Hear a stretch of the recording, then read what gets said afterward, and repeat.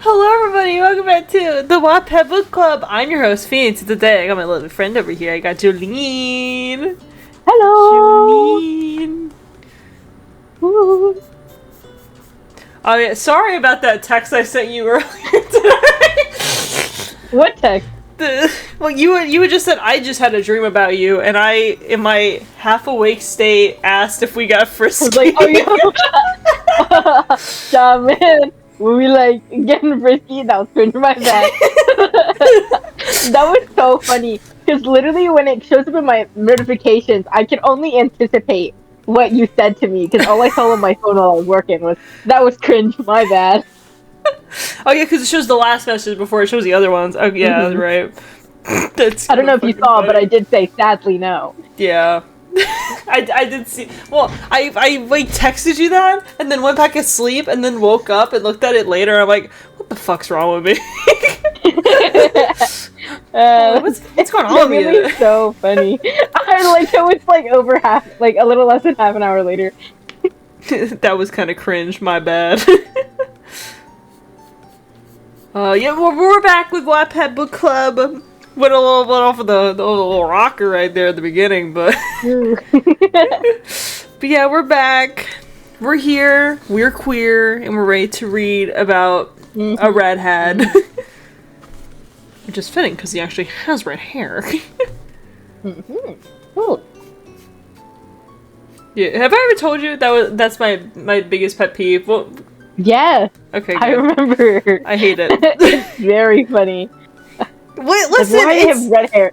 Why are they called redheads if their hair is orange? Yeah, that's a hill I'll die on.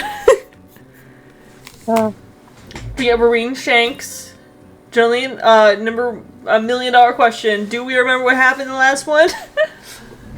We had dinner with Father, and he said something. Oh yeah, he beat up a child in front of us. I remember that because I remember your reaction to that more than anything. I was so mad. Dude, I fucking hate that bitch. I hate that motherfucking bitch. Just overlay that fucking meme. I hate that bitch. I hate that hoe. I hate that hoe. Anything bad happens to children, and it's literally Yeah, I'm sorry. This should have had a warning of minor character death.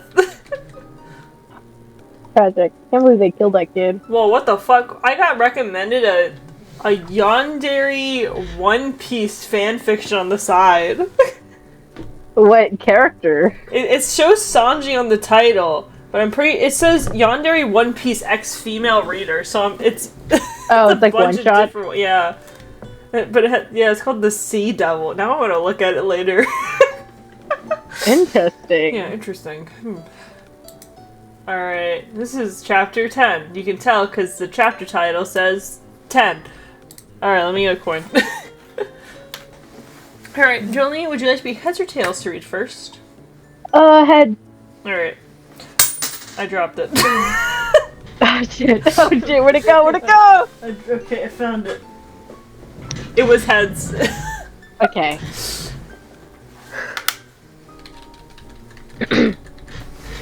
You shudder as you feel the coldness of the earring over your skin, followed by the warmth of his lips under the chain of jewelry.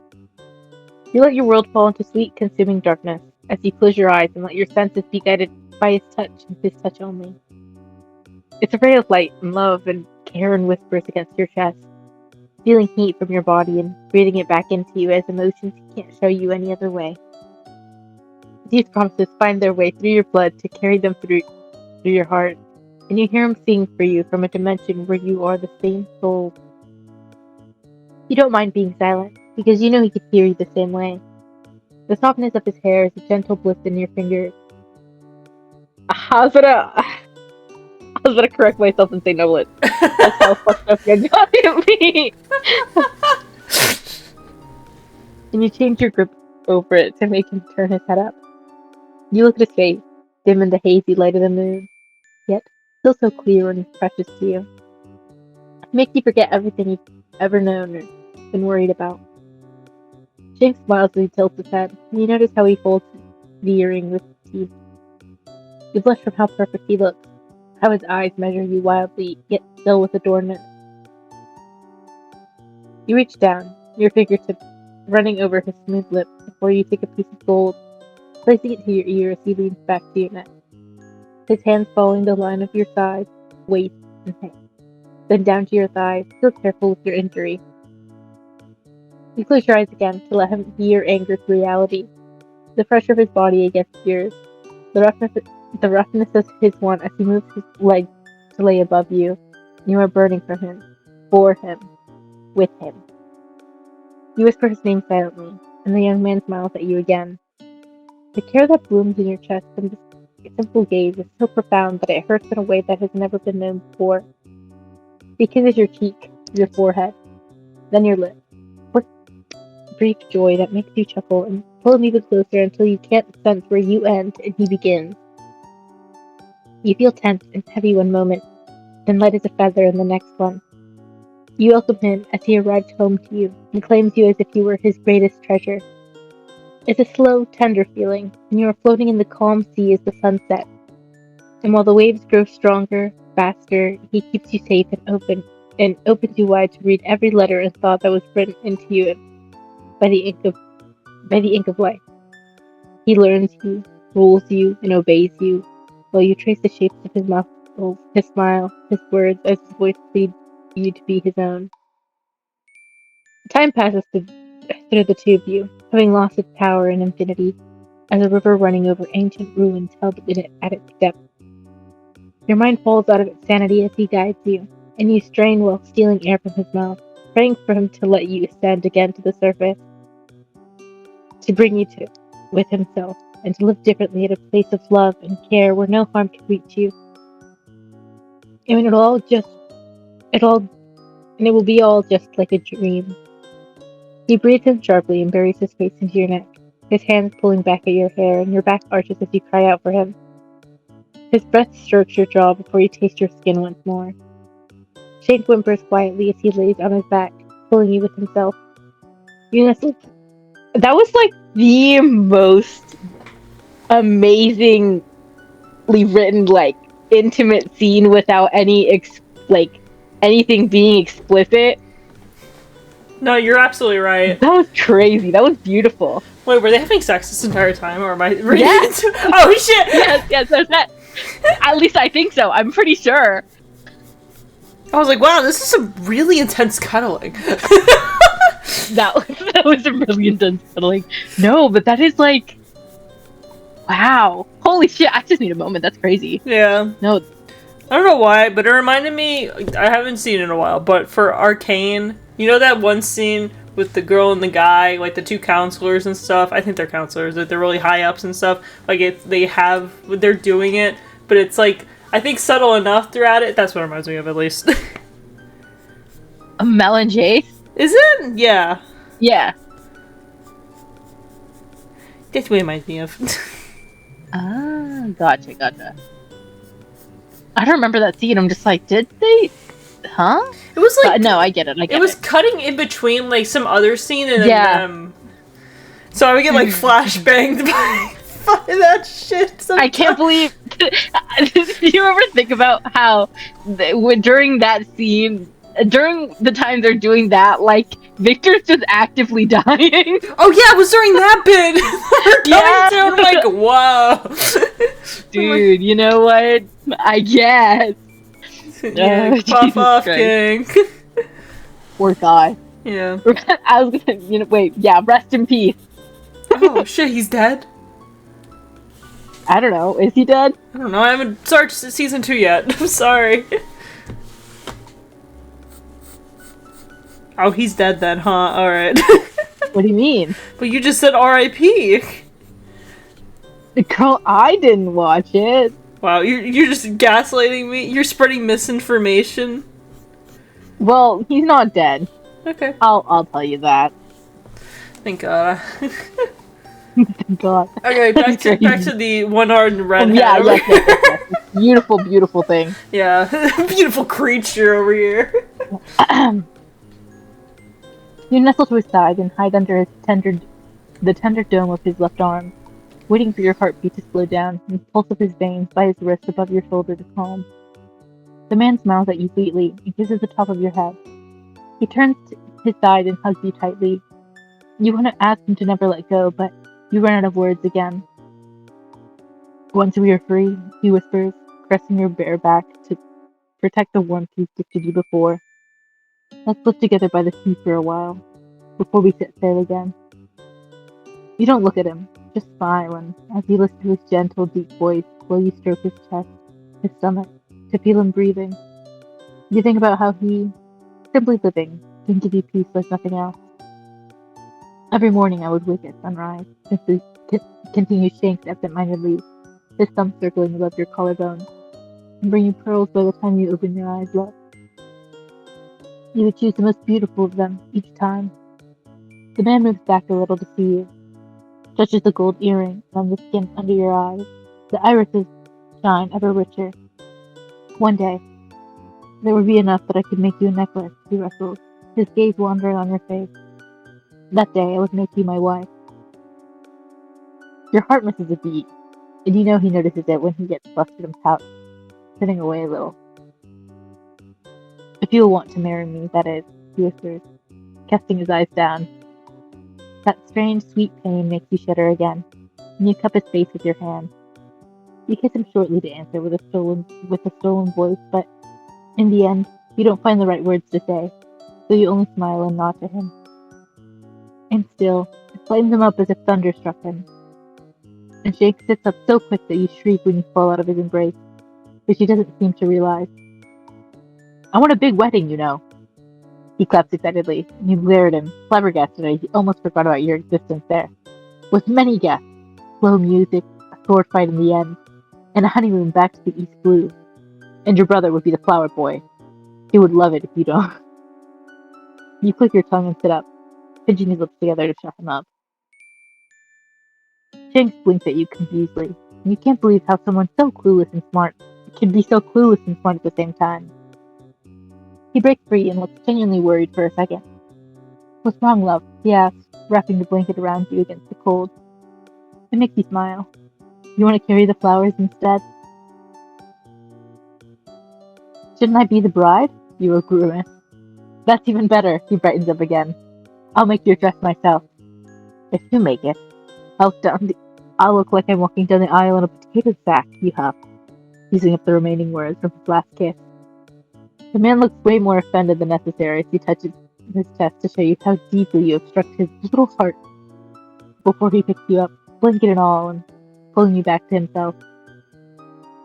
You look gorgeous even in that, he smiles, running his fingers through your long black hair, darker than the midnight sky itself.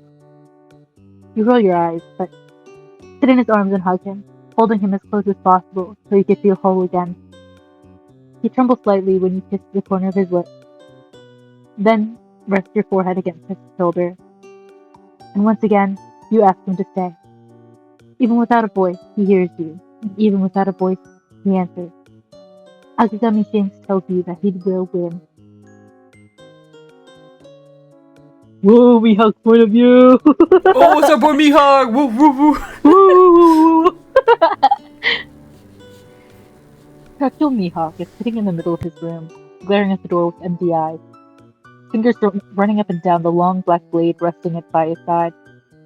He's been sitting here for long hours, as no dreams could find their path to his thoughts. He can't think of anything else but of what awaits them all at dawn. He hates himself for hoping that it will be alright. He hates himself because all these years he's been telling that to himself and her, but nothing ever truly changed. He told it to his mother after she cut her tongue out for her children, after she tried to attack his father in her last despair, and he drove the sword through her heart for it. The very sword Mihawk wields ever since, as he was forced to, so he could never forget that day. Yet now, in a morbid way, this is the last thing he feels to connect him with to her. The man shivers when someone knocks on his door. He scowls and stands up, trying to keep his weight off his injured leg. What can he do? What can he do here so late? We still have a few hours left. Come in, he says sharply. His grip tightens around the handle of the elongated sword. But when the key turns in the lock, he sees the one standing outside, his eyes wide in shock. Good evening, Ben says calmly, lighting up a cigarette. He walks past the other, who's too surprised to react at first, then sits at the table and crosses his legs. What are you doing here? Asks Mihawk, raising his sword out of instinct. The pirate smiles and lifts his hand peacefully. How did you get out of your room? And the guard? Well, you would raise my chances of survival significantly if you closed that door, answers Ben with a shrug. And Raquel scoffs silently as he does as he's been told. Thank you. The golden stare sharpens as Mihawk leans back against the door, refusing to repeat his question. I've come to talk to you about tomorrow, as my dear friends decided to see your sister rather, sighs Ben. It's been rather dramatic, climbing outside the window over the walls, but who am I to stop my own captain? He was too fired up to notice the fact that we also broke the door's lock. Get to the point, growls Mihawk angrily. Get lost. The pirate laughs a little and puts his cigarette out on the metal of his pistol. He examines the other's features for a few seconds. You are anxious, I understand, he says. You don't trust us, nor our strength. Yet, I still feel like you are relieved to see me here because you have something to ask. Ben leans forward out of curiosity. So, how about we start with that, Raquel Mihawk? He knows. Do you even want to tell that? I must. He takes a deep breath before he answers, placing the sword to the side of the wall and standing the other man's gaze. Tomorrow, our father will make us fight. If he uses the devil fruit, we won't be conscious enough to stop, he whispers. If your friend doesn't win fast enough, one of us will die. His fist clenched. I need you to kill me if your captain fails, he states, fighting to keep his voice emotionless. Hey, Freaky. What's her name? Oh, fuck, I forgot! Amara? Is it Amara? Oh my god. Or is that a different one? I'm just realizing something. I didn't change it, so it just has the last thing I had in there. Oh shit. Are we Amara in this one? I think we're Amara. So. I just see the word sage in here. Fuck it, we're Amara here. Alright, hold on, let me change I'm this stronger shit. than Amara. So she and I know that. And Vlad's power won't let her use her own. If she's gone, I can't hesitate for a moment. I don't have any reason left to live, he whispers. I don't stay alive to be a monster like him. Ben's smile fades a little. I refuse, he answers. And Mihawk steps forward subconsciously, then grits his teeth from the pain in his thigh. The pirate walks closer, towering above even the 2-meter tall man. I won't make her live in a world that misses the one she's always wanted to save, says Ben coldly. And you should know it by now. She is one of us. And through her, you are too. We all die or live together. But if she dies, what was the use of all these years? What was the meaning of our lives? To spend it fighting or... Excuse me, sir, can you get out? Oh, I can leave. Not you. Young man. Your poor cat. He just wants to be included. He heard Shanks was gonna be here. Baby would not be here for Shanks. Baby would be here for Mihawk. Damn. Understandably. Yeah, of course. It's I will Mihawk see you later, after all. my son. I love you. Joline's talking to her cat. Just want to make that known. Yes, cats, not my actual living, breathing son. Well, he is living, breathing. I do not have someone born of my own blood. I will let you know that now. Okay, good. If I had a son, you would know. If I had like if I was pregnant at any point, yeah, I think I would know by now. Yeah, that'd be kind of crazy. I'd be like, who the how the what? Who? Who? Okay. Who? Mom died for her. And if you let her die by my blade as father wants, says Mihawk, his golden eyes gleaming with broadness, I will kill you all myself in exchange. The pirate smiles at him again, and it shakes the younger man. He feels like he's facing the sky, quiet before a summer storm. dark clouds crawling up from the horizon. You have a kind heart, says Ben silently. Don't poison it with thoughts you do not mean. Besides, he leans closer and grins wildly, to which Mihawk reaches for his sword over his will while he stands his ground. I already have a plan to save us all. Oh, oh, whoa! Oh! What the fuck? I'm sorry, this ad is crazy. Oh god, what the fuck is your ad? It's another one of those ads. Oh, is it the one where you had the, can I ask you a question? And then you're like, no, fuck off, killers. Well, I was just wondering. I actually put KY this time. Let me change this.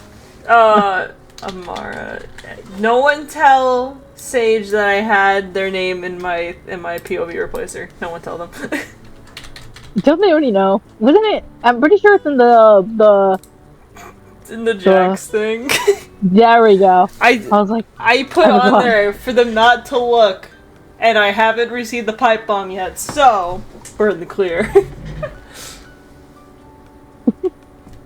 Oh god, alright, I hope this fucking chapter's golden, I swear. Alright, 11. Golden? We're going on! Alright, 11. Dawn. You looked at your reflection in the large mirror by the wall as you take on a clean shirt. You breathe heavily and your hands shake as you button up the soft fabric. After you were done, your eyes find the sleeping figure on your bed, and you look out on the dawn's first rays worriedly. What? Isn't he supposed to be back in his room by now? Holy shit. You stopped praying many years ago because it didn't save you before. It didn't end your suffering or Mihawk's pain. It couldn't save your mother. But for him, you feel like you could pray again. You walk to your love while tying your hair back in a bun, even if some of it escaped to frame your features. I don't know why I got. As soon as I heard it puts her hair up in a bun. Yeah, messy bun, stole to one Messy direction. bun.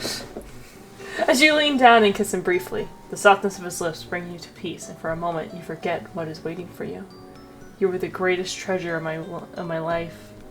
Shanks, you whisper to him, but he only returns a half-whining, half-loving groan since you disrupted his slumber. You must go back to your room, Shanks. You click your tongue annoyed when you run out of words, and kiss again to steal more. Get dressed! Hey, we need to prepare! You raise your voice a little, and this man smiles, clenching his lips twice before he turns around in the bed to show you his bag, which you note to yourself to be flawless as everything else on him. Yeah.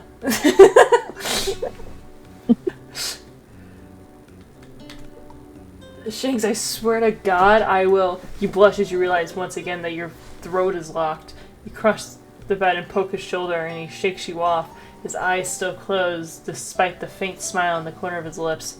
I will throw him out this window. Once more you reach for him, but when you feel his smile grow, you scowl and lean back immediately. You heard me the whole time, didn't you? You ask tiredly, touching your temple, to which the man gives you a one-sided smile and opens an eye only long enough to wink. He knows too well how amazing he looks. Tight, alright. You're just radiant today, love, he states satisfiedly. I'm having a hard time waking up, you know. You should keep going. Doing a great job. Oh, for these kisses? How can he be so calm even now? Now come here, sunshine. I'll fall back asleep and I will punch you in the face. He looks at you with a pout, then yawns and then lays back, chuckling as he stretches his long arms. You get flustered as the blanket falls from his hip and he laughs sweetly, not noticing it. I can't with this man. Dear, not even your cold little heart could hurt such a perfect piece of— Ah! Get dressed and go, you snap, hiding your hands when they start shaking again. Please. The man sits up when he hears the frustration and fear in your voice. His caring brown eyes linger over you, and you get lost in the golden details of his black iris around his black iris, which wakes a sweet feeling in your chest. I can't lose you. He cups your face gently, his thumb running over your cheek as you cast your eyes down, holding your tears back. He smiles at you, peace, and rests his forehead against yours. It'll be alright, whispers Shanks. Don't you remember? Looked at him and he kissed you softly, wiping your tears away. I will stay, he ruffles to you. And you close the distance to hug him tightly, burying your face in the crook of his neck, breathing in the wonderful scent of home. And I will win today. For both of you. You shudder in his arms as he kisses the side of your head tenderly, caressing your shoulder before carefully freeing himself. Shanks leaves the bed and takes his clothes from the ground to take them on. You watch his muscles tensing and relaxing as he moves, the line of his spine, his arms, the width of his back. Why do you say it like the width of his back? I was like, who the fuck admires the width of someone's back? Because they're broad, strength and whatever. I guess. Wouldn't you want to look at the chest, though? What the fuck, the back guy? You were like, oh, damn, I love me a man with a nice back. I'm gonna show you some gorgeous fan art. I'm gonna educate you. Alright. Make sure they're at least Sanji related for these. Damn it was Zoro. I can no, you can send that to me too. I won't complain. Like.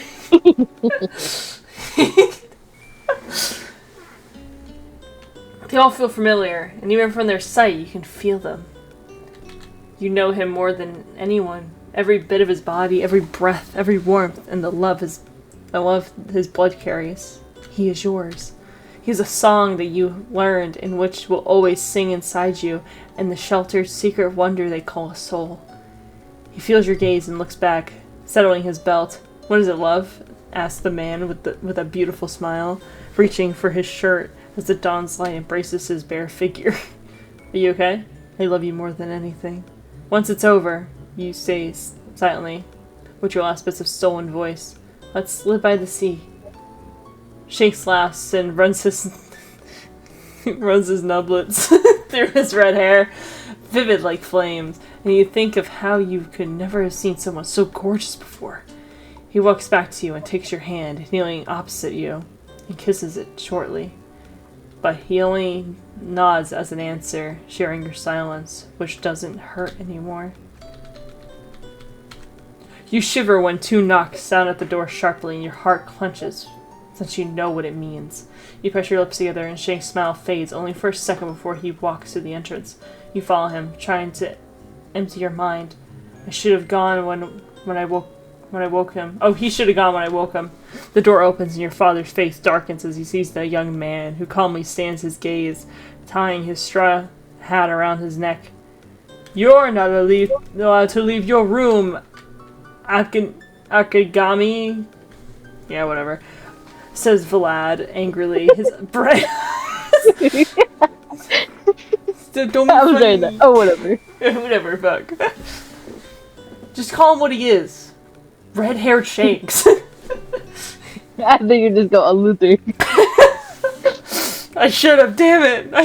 I should have thought of that! His bright eyes traveling to you, but you don't recoil from their attention. Well, grins Shanks, opening his arms innocently. I'm a pirate, sir. I'm afraid your rules don't apply to me. The other man smirks coldly, taking a sword from his side and throwing it to you. Your heart feels both joy and sorrow as you touch the black blade, your first and last gift from him, which has been with you all your life. Your father offers you his arm, and Shanks looks back at you. But you nod to him shortly before you pass him to take his hand. Let's go, darling, says Vlad, brushing out the hair from your face. This is the day we always prepared for, isn't it? Mihawk. Your heart misses a beat as your rage wakens, and you rip your hand away from his and spit into his face. We're gonna die here, huh? The man growls with fury as he moves to hit you, but you don't flinch. His eyes widen when when fingers close around his forearm and holds him back by force, even if they both tremble from the effort. Your father's fist stops only centimeters away from your face.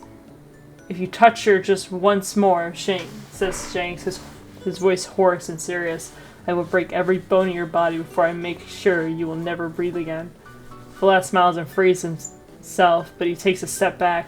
You glare at your love in disbelief, and he walks to your side, taking your hand to calm you, stroking your skin gently. She's not yours to torture anymore, he whispers, supporting you as you rest your hurt leg. I will set her free. Wait a minute, they had sex yesterday when she had a hurt leg? So inconsiderate. Yeah, yeah, it's crazy. They really don't know how to control themselves. Yeah, fucking horny ass bitches. Shanks side. He watches the brother and sister standing opposite of each other in the snow, hugging tightly. It's snowing? Yeah, fuck yeah. Merry Christmas. Okay. And the sight shatters something inside him, knowing what awaits them. He sees their past in Mihawk's glowing eyes, both at him with the hope he hates to see in someone, and her shuddering as she looks for comfort. Their fear of losing each other by the time they are themselves the next time. What? What? Shanks looks back at the castle, which hides his friends in its maze. If they break through I almost said Dracula. Dracula's army soon enough, they're allowed to help when either him or the siblings. The one who wins will have no weakness left, says Vlad to the pirate, resting his elbow above his long sword, stabbing into the ground by his side. That is the price we pay for power, Shanks. Maybe in another life you will understand. Shanks doesn't answer, but his fist closes around the handle of his katana. You can't break the cycle, smiles the other softly.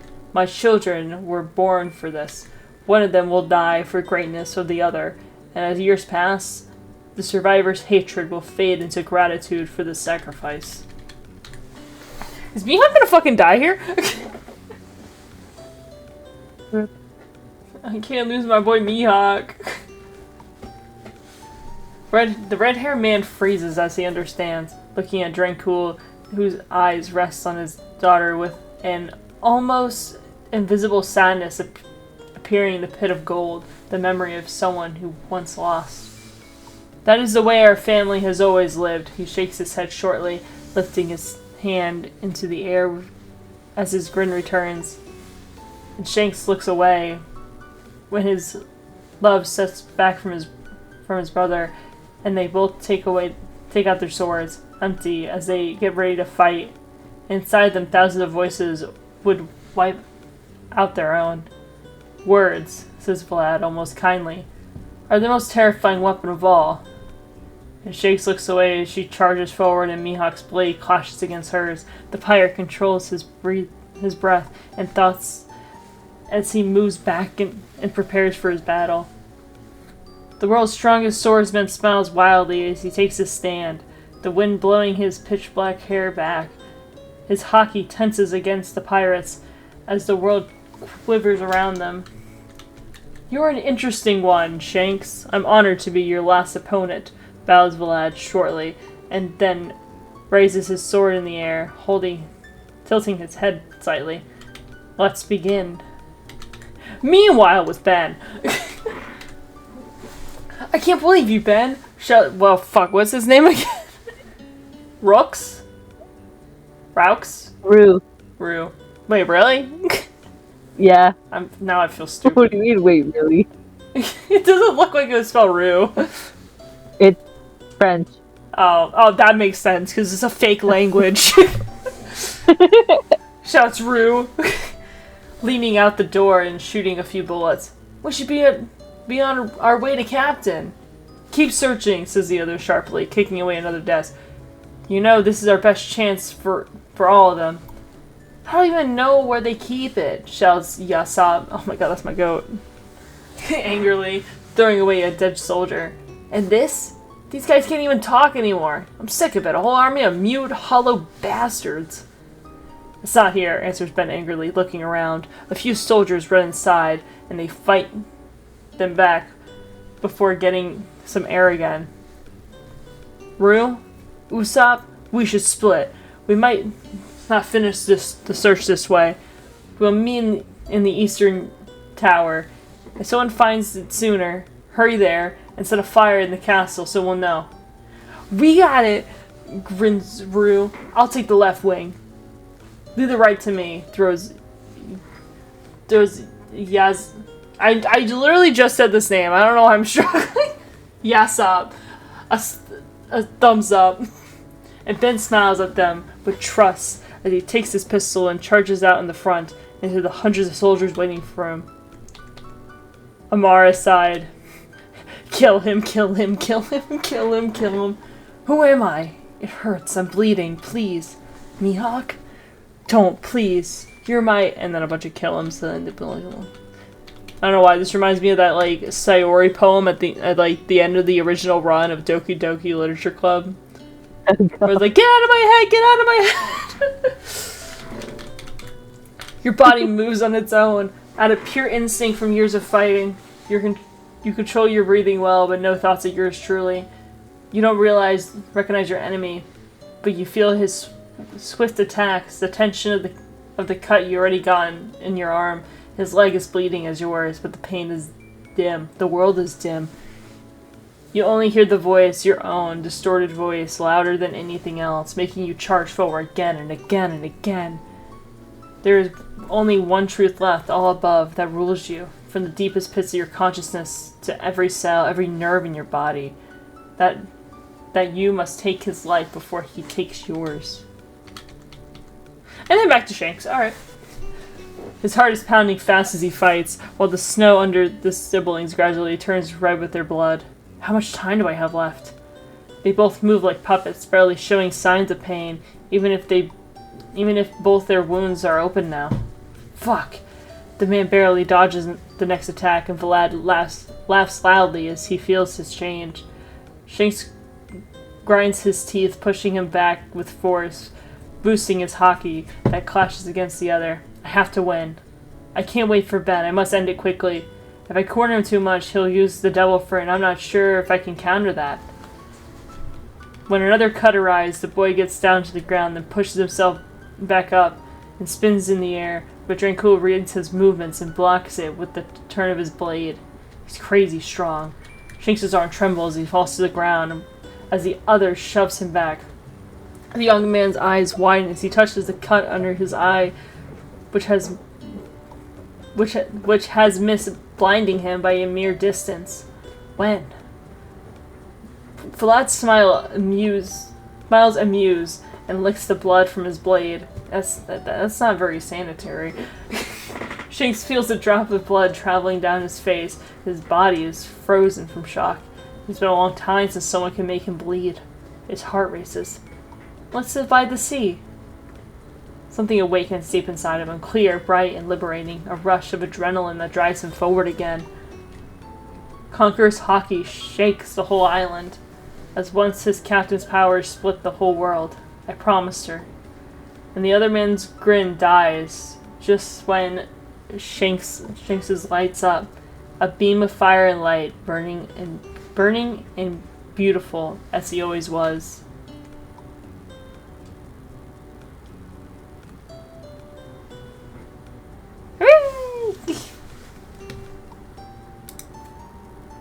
Do we have time for one more? I don't know. We're at 40 minutes. I don't know. How long is this next one? This one's pretty long. I gotta go this time. Hold on. On this ad. This one's pretty long, man. Oh yeah, damn. Alright, we'll do that next time.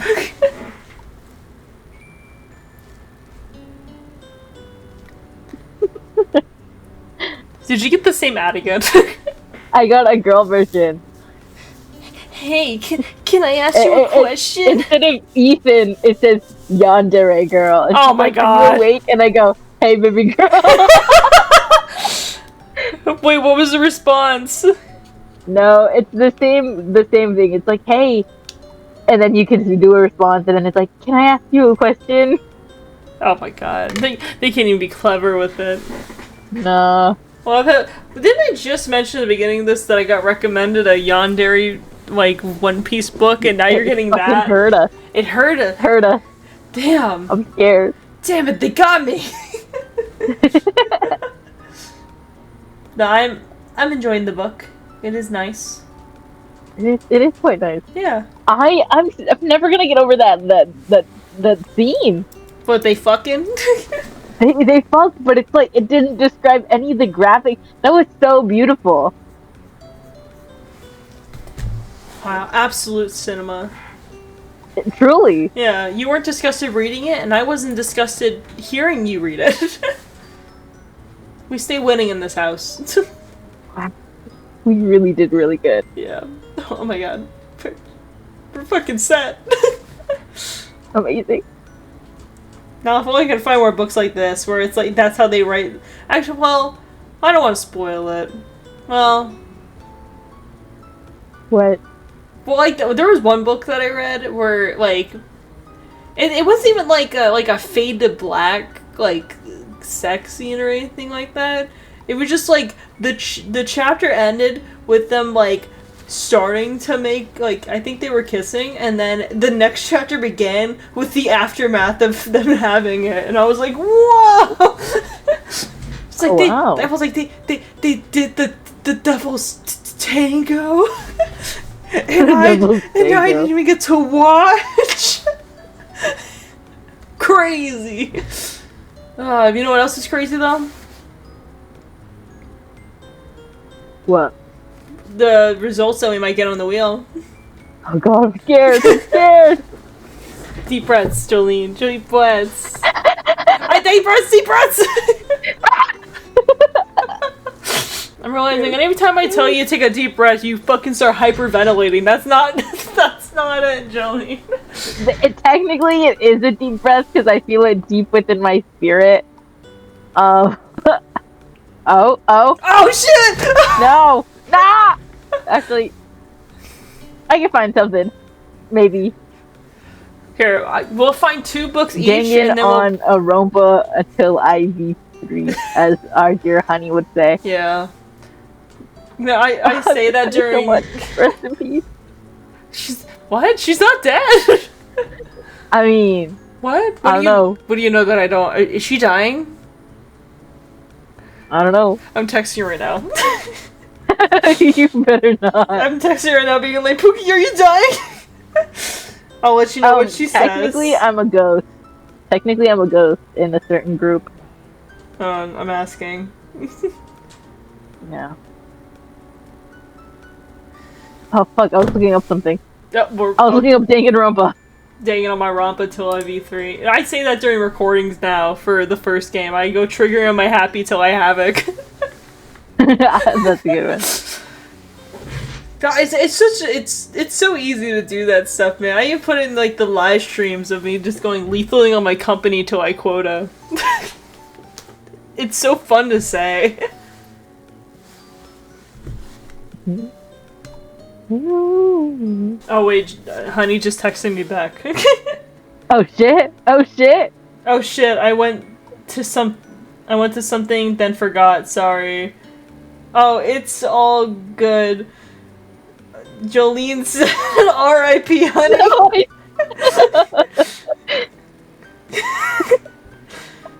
Oh, Jesus Christ.